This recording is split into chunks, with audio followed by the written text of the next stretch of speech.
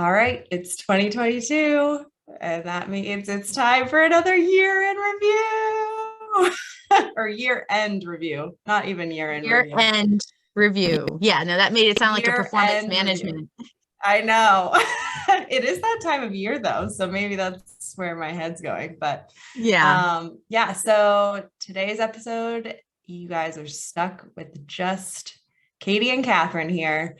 We're going to talk about some of the highs, the lows, the surprises that have happened over the last year and sort of where we are with our money today. So this time last year, we were talking about so many different things that happened in 2021. 2022 was another roller coaster in and of itself. But Katherine, I think, correct me if I'm wrong, when did you switch roles in 2021 or was it 2022?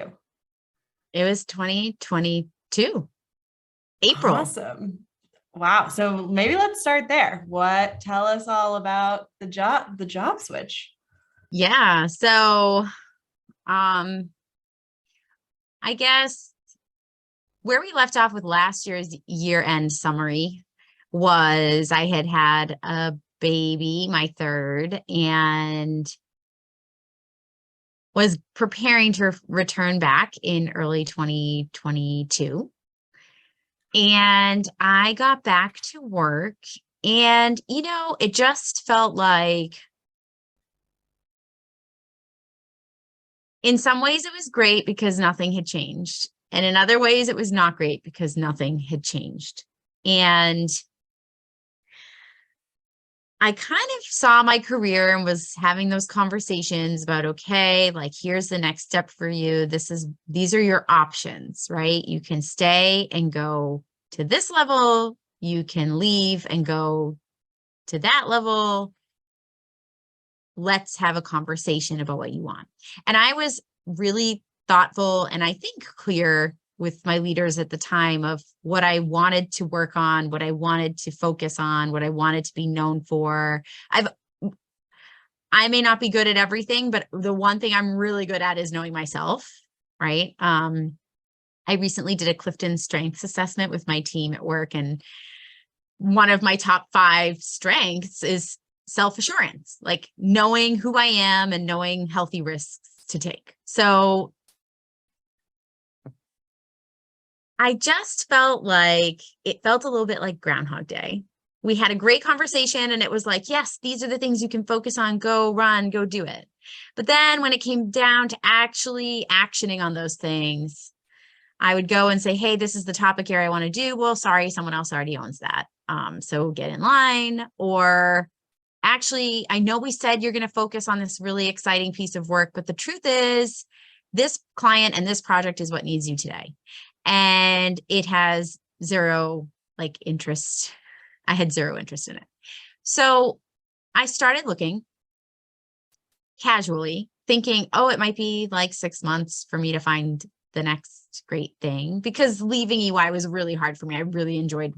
I had a very varied and beautiful full career there. And it was a little bit like leaving a long-term relationship. I worked there across 2 countries, 3 cities. And it was a lot to fathom potentially leaving. But I decided when I found my current role that whatever was next, it was worth the risk, because the risk of not doing it and wondering if I should have was way larger for me.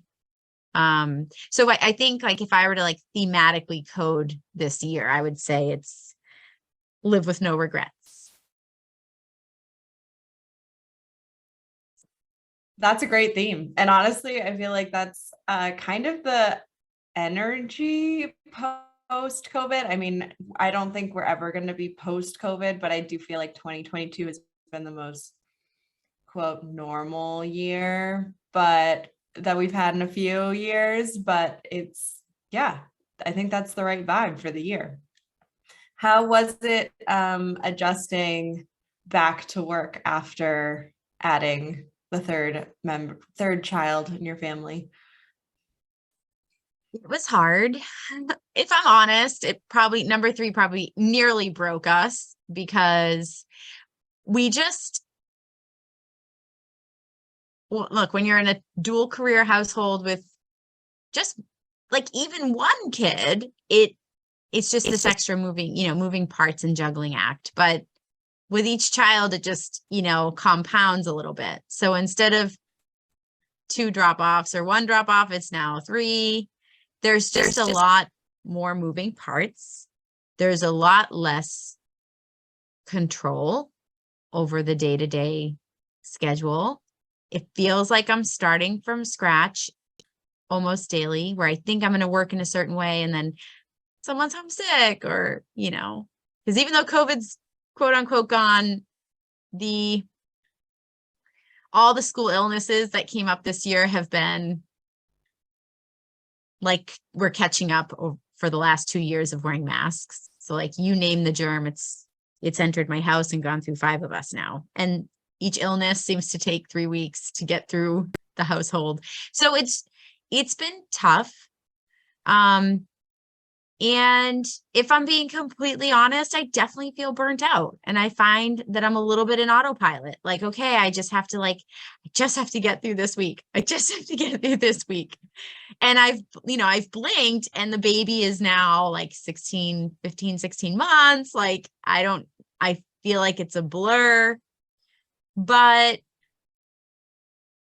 I'm also full of gratitude and, grateful and thankful for where my life is. It's just, I've had to do a lot of like letting go of what I think it should be and what I should do at work and how I should appear out in the world. Like now I'm just doing my best.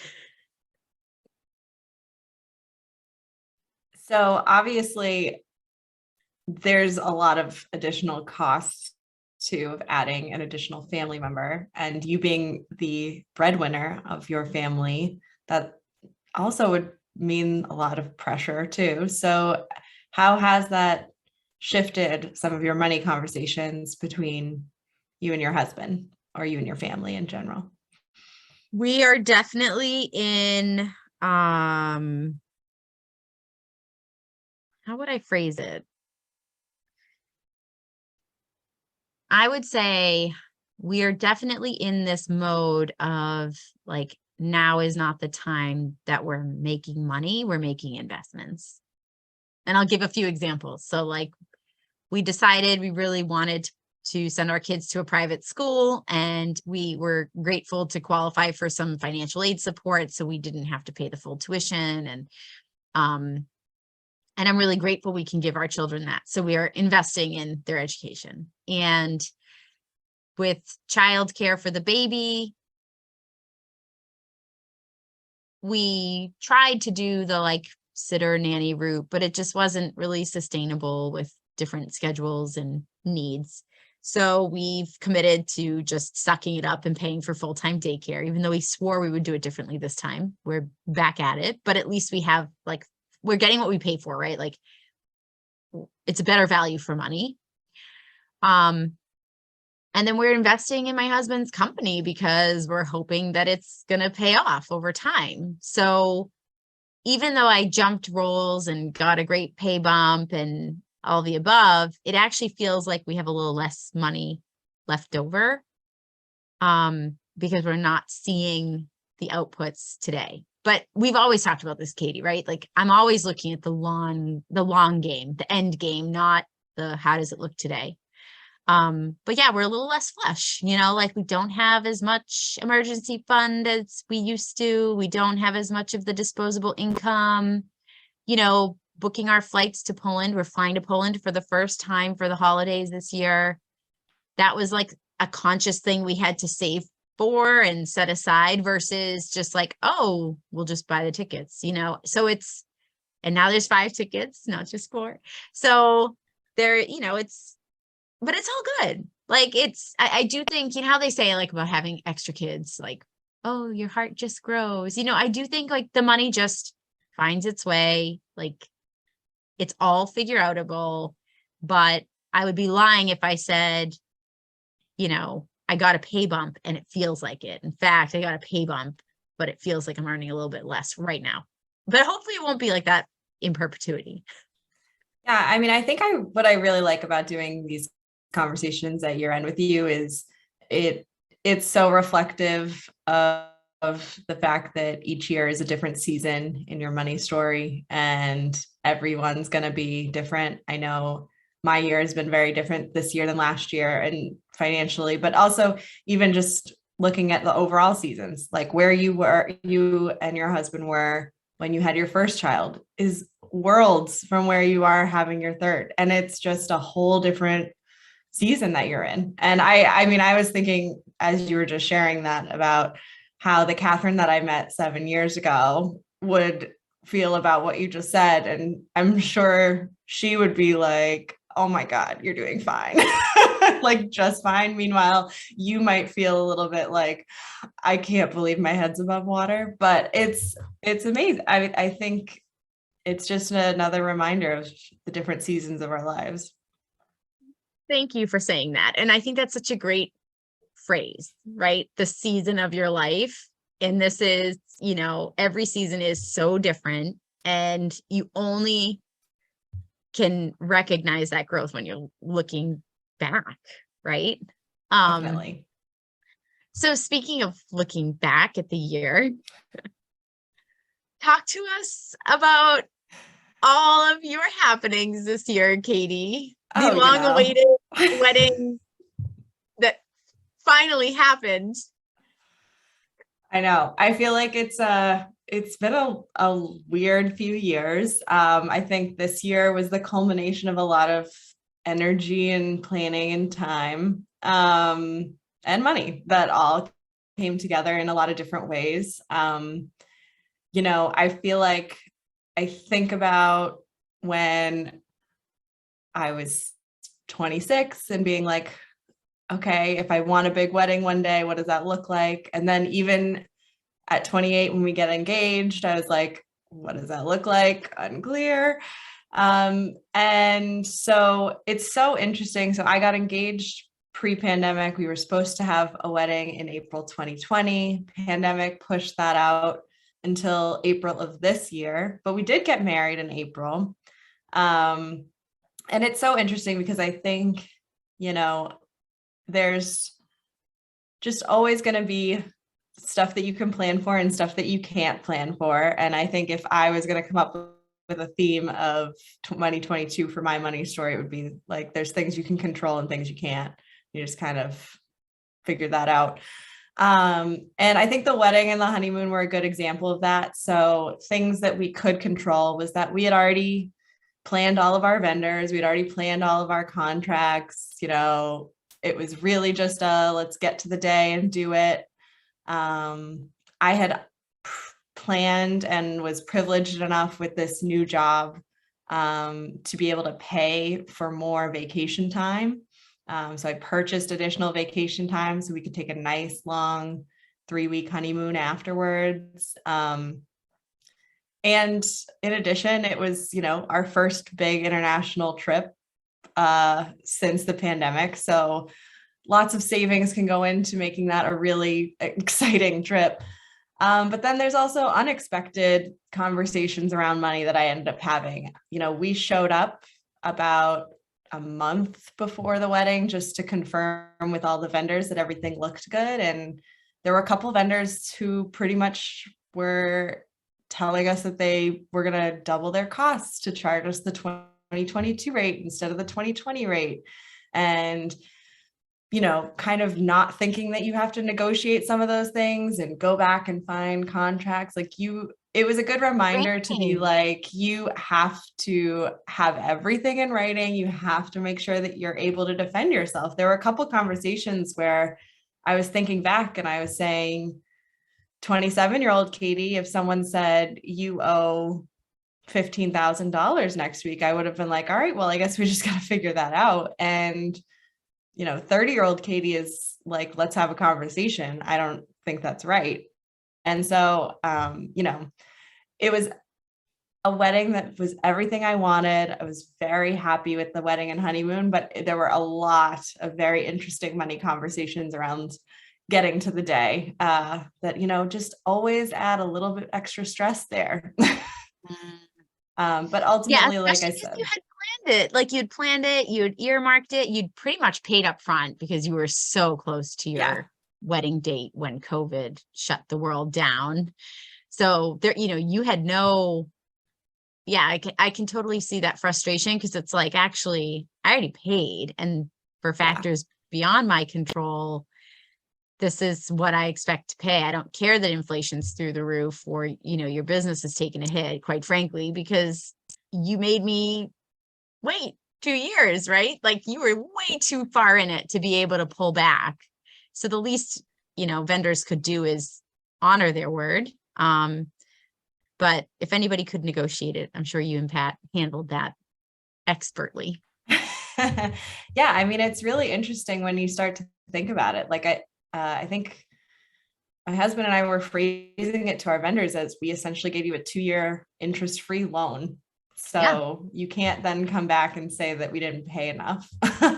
And a lot of that, we think about a lot, especially how we want to pay our vendors. And there's a point where negotiating is beneficial for you to make sure you get the value that you deserve, but it's also someone's livelihood that you're paying for. And so on the one hand, you want to make sure that they're paid fairly, but you don't want to be taken advantage of. So I think finding the right balance there is always interesting. And then also I think there were some things that came up too where I was like, you know what, we have had to wait, and I feel comfortable enough with what we've already spent to put more money in. Like I decided a month before that I really wanted to buy a wedding planner, like a day of coordinator. And that was something that initially was, nope, that's not a value of ours. That's not something that we want to spend money on. So we didn't include it. And I realized, that is worth my time or money. To me, that was worth spending the extra money on. Similarly with the honeymoon, like being able to say, yeah, I have the funds and I have the flexibility to pay for those extra vacation days and, be able to take that time off work without anyone really asking questions, that was a value for me. And I think this year, especially, obviously the pandemic years were a little weird spending wise, but I think if we really looked at it, I think my husband and I probably spent a lot of more money than we would have spent otherwise on just lots of things, travel, experiences, lots of we're now getting back into the real world. And there's a lot of costs associated with the life that we had pre-pandemic. And in some ways, we feel very comfortable going right back into that. And in other ways, I think we're reevaluating. But it was a lot of these things were great conversations to have around money. And it's interesting too, when you think about where our spending has gone, there's been some things that were really great, like spending on a honeymoon, spending on a wedding. And we also had, I had some surprise medical expenses this summer. That's not as exciting or fun or planned for. We've actually have talked about this a lot this year, and I don't know if it's the theme that other people have also seen, which is why it's kind of come up a lot, but it just really hits home when you're not expecting those medical costs. Everybody, I feel like, goes through their day-to-day assuming the best. And there's always anxiety when you go to a dentist or a doctor and you're sitting there and the options are, let's fix this. Not necessarily, hey, this is what all the costs are going to be. Right. Talking through my own experience and talking experiences with friends, it's emotional to make a lot of these decisions where, especially if you're not in a position to take those things in. I know, I was in a position where I had to make a decision on a medical thing, operation, and I didn't really consider what the financial costs were going to be. I just considered what my personal preference for those things would be and what I wanted at the time. And to keep getting medical bills like weeks after or months after of, oh, your insurance didn't actually cover that or didn't cover the whole thing. It's surprising when you're still getting those bills and being like, oh, wow, I didn't consider those when I made that decision, but luckily I was in a position to absorb those. It's interesting, Katie, because I actually, as you were talking, I'm thinking to myself, there's very few things in life that you don't know the price tag before you sign up for it, right? Like you book a flight. Okay, they're going to nickel and dime you a little bit with like whether you want to, buy a drink or a meal on board or check a bag or pick a seat with more legroom. Fine. But the basic of getting from point A to point B, generally how much that's going to cost. And the extra bag is not going to really move the needle on your overall trip spend. The same goes for a car, right? Like you buy a car, you know how much it's worth. Okay, maybe you'll again, get nickeled and dimed for the fancy moonroof instead of a sunroof or whatever. But again, you have that general sense of what it's going to cost you. With medical expenses, and maybe this is something we should do a little deeper dive into in 2023 with some of our guests too.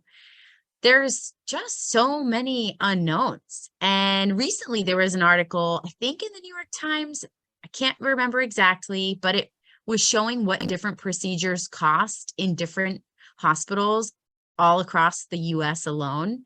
And even the variability between me in the suburbs of Boston and what you pay in town for a medical procedure, depending on your hospital and the insurance plan, there's just no transparency there at all. And it's a huge variability in there.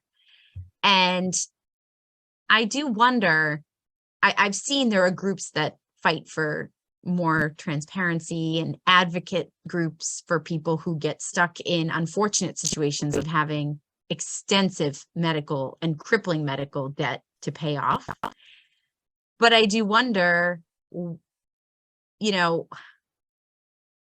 emergency funds can only do so much, right? Like you as an individual can only set aside so much money to cover your ass, literally. So, it is actually when you do your financial planning with your partner, one thing I've noticed, especially this year, as we talk about a recession looming and all of that, is how funded does your emergency fund need to be before you're actually the whole world is just falling apart and there's only so much I as an individual could have squirreled away and set aside to cover myself versus there's only so much that's within your sphere of control. Right. And actually, I think the airplane analogy is such a good analogy because I'm thinking about it truly in the situation that I was in. And I'm thinking about, okay, so what if I was booking a flight to London and I had to choose whether I want basic, main, business, or first class, and I don't get to see the prices, and you just have to make that decision. Oh, and by the way, that's your level of care. So obviously, you can probably assume that first class and basic economy are going to be drastically different, but you just don't know. You don't know based on where you are, whether are you in network, out of network, in city, out of city, which state are you you're often in an emergency situation, right? So that's the other thing is I think to me, the emotional piece of now make that decision under the duress of your care, your quality of life, insert here, emotional piece is now decided based on whether you pick first class or business or basic. That's so frustrating to me. And it's something I do think we should dig into a little bit more and maybe even cover just some specific examples just to get a little bit more transparency there. But it's really interesting that is just the way of life set up here in the United States, because I think it is also regional. Oh But I yeah, for also, sure. I think going off of the emotional thing as well, you know, I feel like giving yourself, like you said, there's only so much you can squirrel away, and you don't want to just be sitting on cash in case the sun comes like crashing down any day now. Um, I think there's also benefit in some emotional spending, like being able to say, you know what, my health is my priority. And whether that's my physical health, my mental health, my emotional health, my financial health, I think it's worth splurging on some of those things that I probably wouldn't have splurged on previously. But making sure that we really take care of ourselves. And you said yourself, I think there's a lot of burnout across the board. And I'm now starting to encourage more people to splurge on the things that will help them take care of themselves. Okay, so So what is that being one said, thing you splurged on this year? I I'm mean, gonna one sec, Katie. I'm just yeah, gonna turn on my plug because my battery. go for it. One sec. Go for it. Okay, that was it. Thanks. So I'll So ask the question again for editing purposes. So with that said, what's one thing you splurged on this year? so my husband and I's love language is travel. So I think we have splurged so much on travel this year. Whether it's just weekends away or big trips, we're trying to take as much advantage of the breath of fresh air and I think the benefit that it gives us to our mental health as well as our emotional health to get out and travel a bit. So we've been doing a lot of that.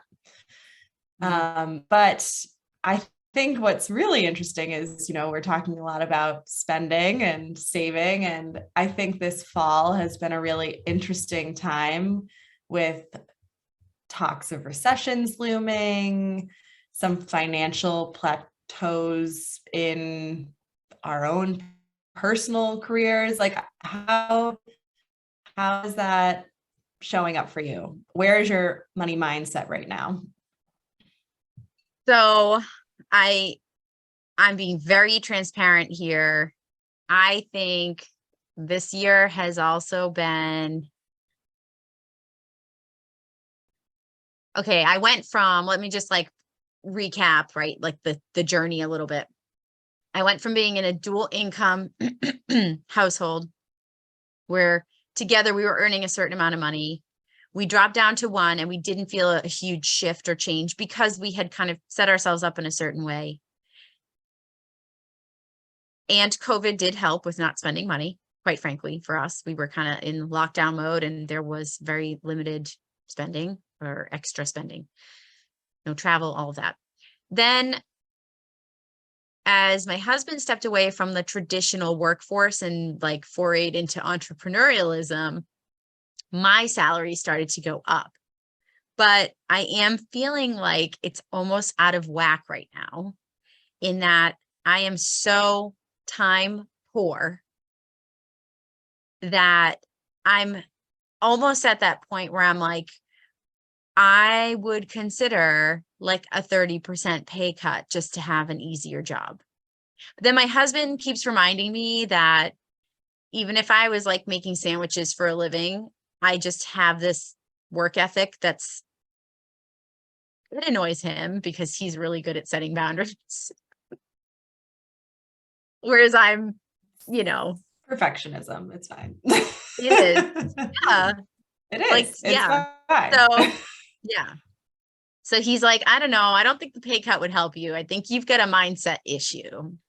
So that is one thing I'm looking to address in 2023. Like, how do I set clear and firm boundaries on what enough looks like? Not from a money-making perspective, but from a work perspective, to feel like I'm making an impact, I'm growing professionally, I'm doing good work wherever I am, and not seeing that as a direct trade-off with the number of hours I put in. Because in fact, what I'm learning is that the higher the number of hours, the less successful you are, right? Like work smart, not harder. But I just keep surrounding myself with people who just work really hard. And so it's really easy to get caught up in that hustle culture. It's a very American culture,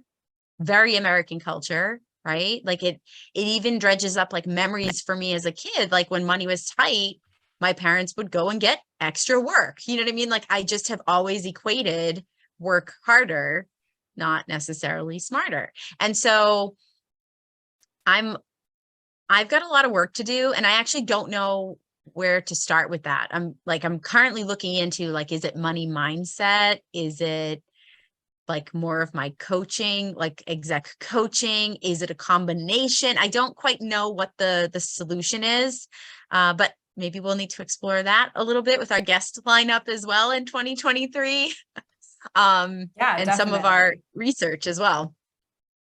And, I mean, everything that you just said also seems to remind me of our episode that we had about happiness and how that relates to money. And I think that's also been something that I've been thinking about a lot too.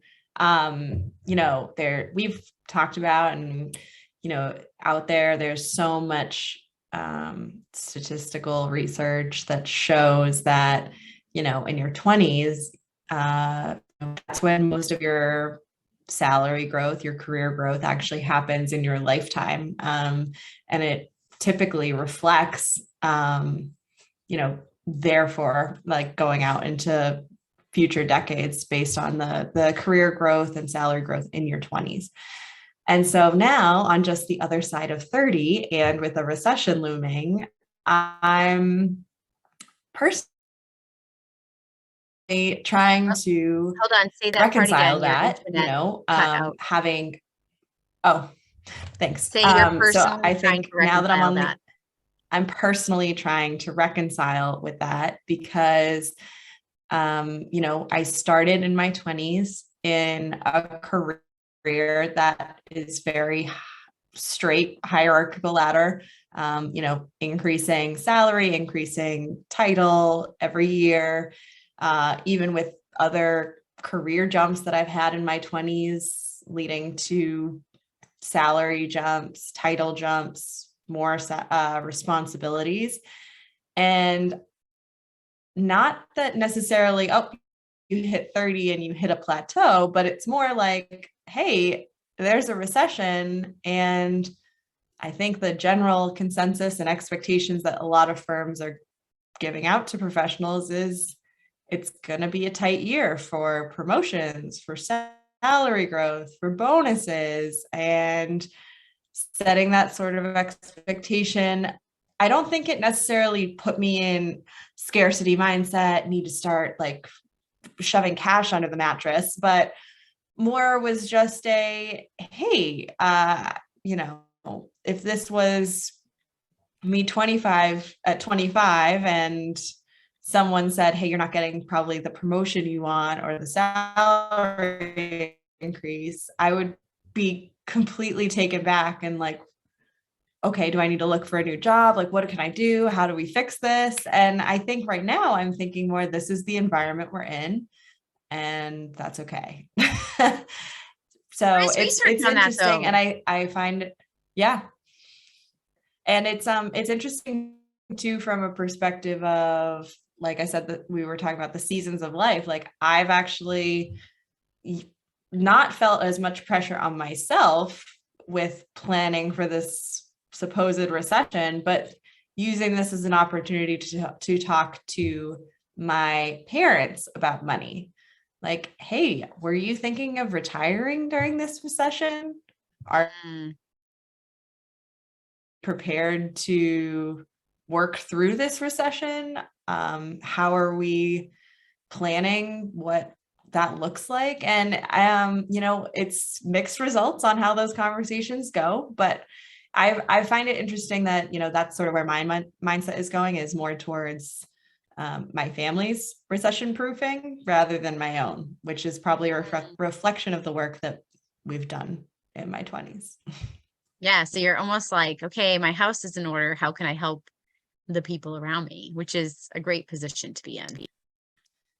Definitely. And I mean, as someone who started their career in the 2008 recession,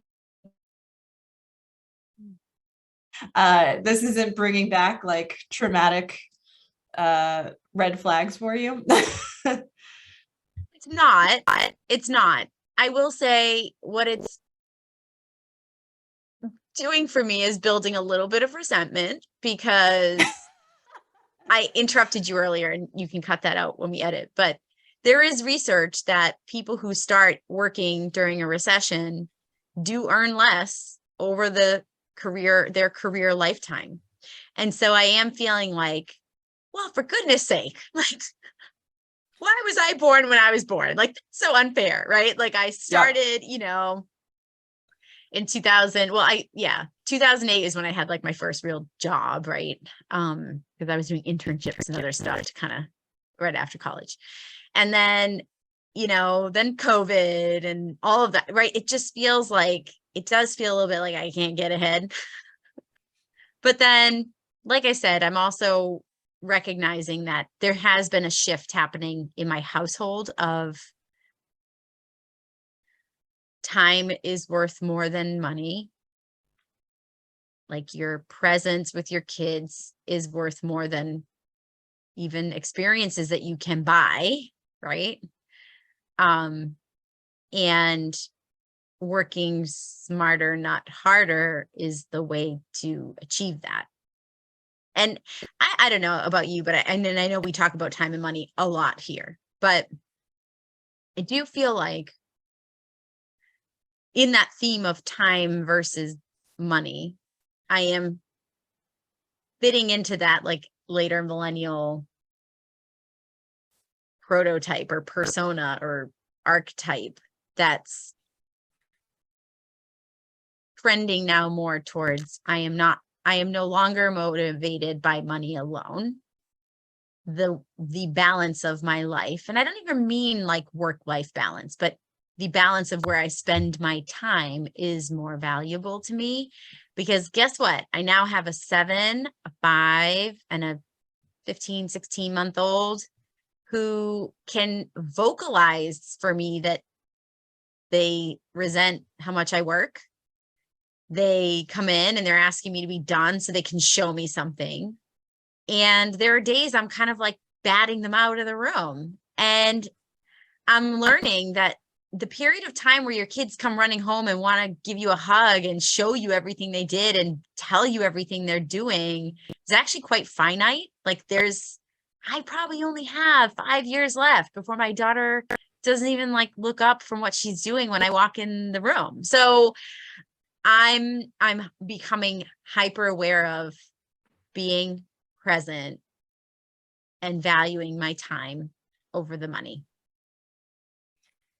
And I think that's a reflection of the work you put in to get yourself there. I mean, if you were in a position where you were still carrying your student loan debt and doing 3 kids, I mean, you guys would be in a totally different position right now where, you know what? Money is a requirement right now. We have to get the basic needs. And because you don't have a lot of that looming stuff and you've taken care of that early, you're in a position to make moves like that, which is great. Yeah. Yeah. A lot of our costs are actually, I don't want to say they're not necessities, but like they're nice to haves in the sense, right? If all hell broke loose and suddenly I couldn't work, we could put our kids in our local school and they would do okay. We could cut down on the daycare or childcare setup. Our fixed costs, the ones that are non-negotiable, actually can be refined to quite a small dollar amount each month. So we could do that. And that is a nice place to be in. I am quite proud of that. Absolutely. And we're gonna see where we end up next year when we have this conversation. Who knows? Maybe the roof will be off and everyone's gonna be on the other side. We'll have this year-end discussion in like July and be like, help. What are you doing? Can I ask one question? What are you doing personally? Like, is there anything you've done personally from the perspective of preparing for the recession? Like, if you look at like the way you've been investing, like Yeah. what, not that we're offering investment advice to any of our listeners, but just more of a like, I'm just curious, Yeah. Katie, what are you doing to recession friendly proof your life? That's a really good point. So I think my husband and I are regularly like checking in with each other to make sure that we're on the same page with how we want to handle things. But I think a good example is after our wedding, we had a pretty good amount of cash just sitting in our bank account, and we have been talking for a while about buying a car. And one of the things that we go back and forth on is, do we want to buy a car and own it, or do we want to, at the time interest rates were really low in the spring, finance part of it, so that because we can, and therefore put more of that cash into investments. And that was, May, June, July. I think since then we did not buy a car. Now we're looking at that cash and slowly finding, different ways to invest that money. We still have a lot, I think, of our money in cash, whether that be for an emergency or if we do end up deciding to buy a car. But I think we're staying consistent. So like all of our normal investments are the same. I think it's more just like, okay, my husband got a bonus in August and we had a conversation with, what do we do with bonus money this year? Is that something? I think typically it would have been an automatic, like, let's put that in investments. I know that I have a bonus coming up in January or February, and it probably won't be as big as it was last year, considering the market. But at the same time, what are we doing with that? And I think we're going to just keep taking that one step at a time.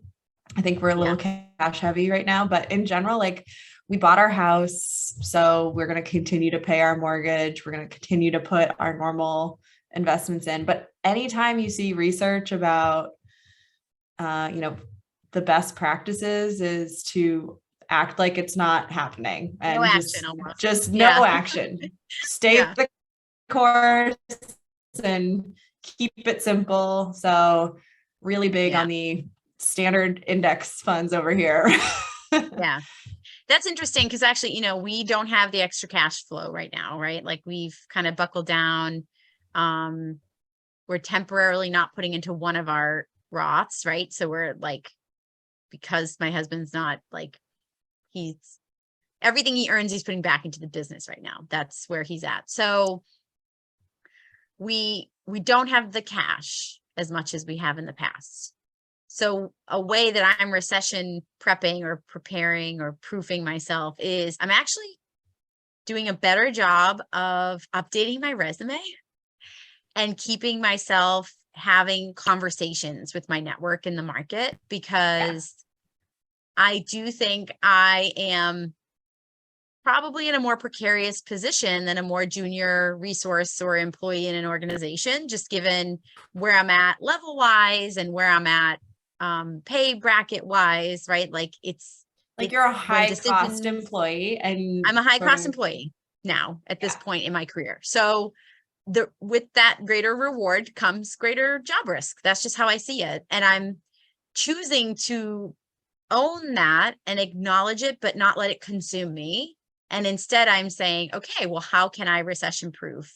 And it's not just about squirreling away all my cash and like saving for that rainy day. It's more, how am I keeping my finger on the pulse of the market? How am I staying in touch with my network? I'm doing research on like what industries might fare well during a recession. And I'm just keeping the options open because I don't want to be, as much as possible, I'm trying to avoid being a victim of it, if and when it hits. Well, separately, that just reminded me that since you've left UI, and for those of our listeners who may not know, when working in financial services, you're typically limited on what you can invest, but we'll have to do a follow-up episode to hear how your investments have shifted since leaving the financial services industry. Yeah. Sort of a how do you learn how to invest when you aren't limited to the S&P 500? Yeah, I'm still like a little, it's been slow because I Right. feel like in the past I've been told here's where you're allowed to go. And so I only played in those spaces, and I'm sorry. I am hyper aware of how vastly uneducated I am in the subject of a really diverse portfolio or investment option portfolio. Like I really feel like I'm starting from scratch. Yeah. Let's definitely have that as a takeaway. I think that'll be a conversation. Katie, And we'll maybe have to one of bring the in an episodes, expert. maybe one of the episodes can be you helping me set up like a robo advisor account, and we can like play around with that. I have joined some Zoom calls with friends as they've set up theirs, and just sort of walk them through like what the questions actually are. And it's so good to listen in on friends' conversations like with their partners, being like, what is are we eco or like social investors, or are we just, figuring out? So it's interesting. So I know we're about up on our time, but I want to ask one fun question just to end it for both of us so we can each answer. But what is something that you are skimping and splurging on?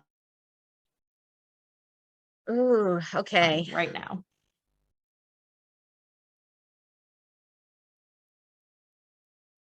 Okay, I'll give you splurge first. I have decided, in the theme of taking care of your health, to splurge on my wellness. So after having a few kids, my body is just like different than it was before. Basically I had like abdominal muscle separation. It was actually causing me a lot of significant lower back pain. And I saw a number of different like pelvic floor specialists to help kind of reconnect that. It never was really doing, like, the needle never really moved very far for me because I was going to PT like one day a week. It was very like, it just wasn't really getting me much traction or progress. And I started seeing a physical therapist who I just pay out of pocket, who also runs like a Pilates reformer studio. So she kind of touches upon both worlds of like the medical, like responsive, reactive care, plus the proactive ongoing. And it's not cheap, but it has paid off for me in spades because I'm now more mobile.